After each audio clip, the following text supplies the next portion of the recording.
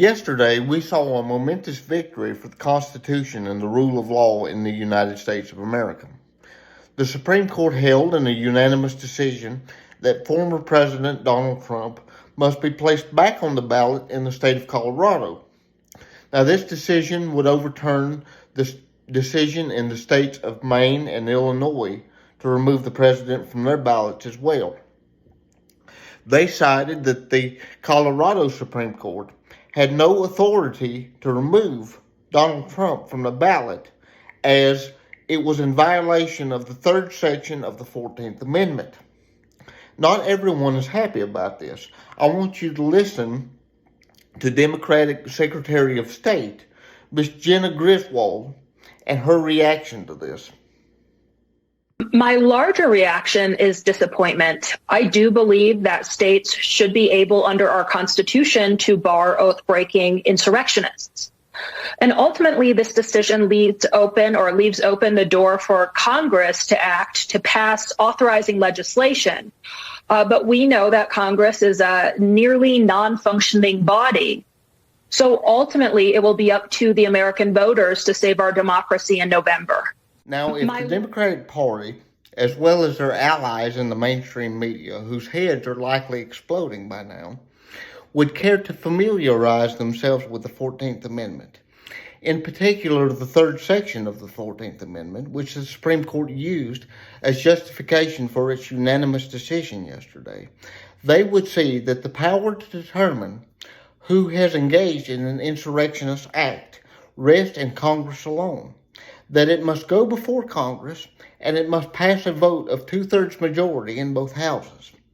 For those of you who do not know the words of Section 3 of the 14th Amendment, allow me to familiarize you with them. I'm looking at you, Democrats.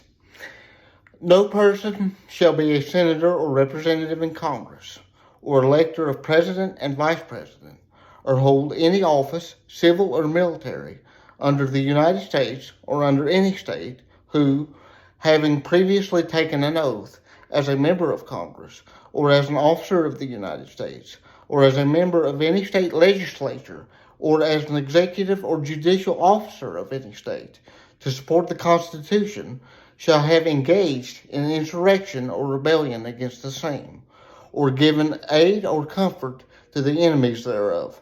But Congress may, by vote of 2/3 of each house, remove such disability. There you have it, my friends. It is the job, and Congress has the authority to do this, not a state. May I remind you that the last time a presidential candidate was removed from a ballot, it was right before the Civil War. This is not setting a good precedent.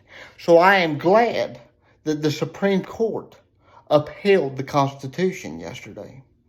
This is a victory for the Constitution. This goes far deeper than Donald Trump.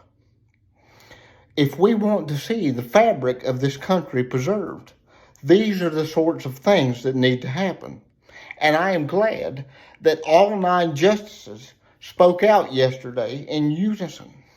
I have long said that it should not matter what the beliefs of a particular Supreme Court justice is, whether they are conservative or liberal, because the job of the Supreme Court is to rule on the constitutionality of a law, not to legislate from the bench.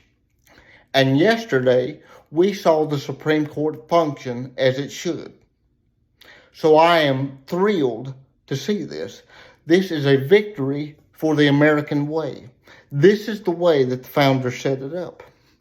Because Donald Trump, need I remind you, friends, has not been convicted of a crime.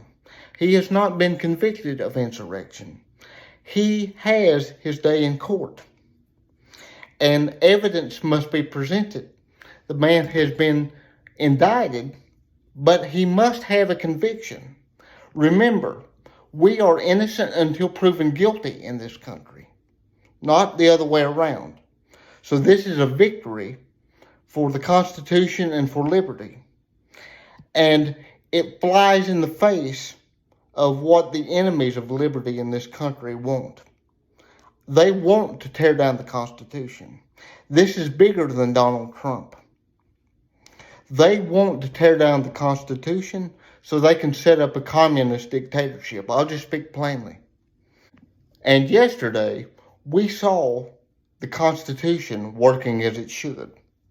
If you care about the Constitution and about the American way, you should be celebrating this. Please like this video. Please help me get this message out and share it with your friends.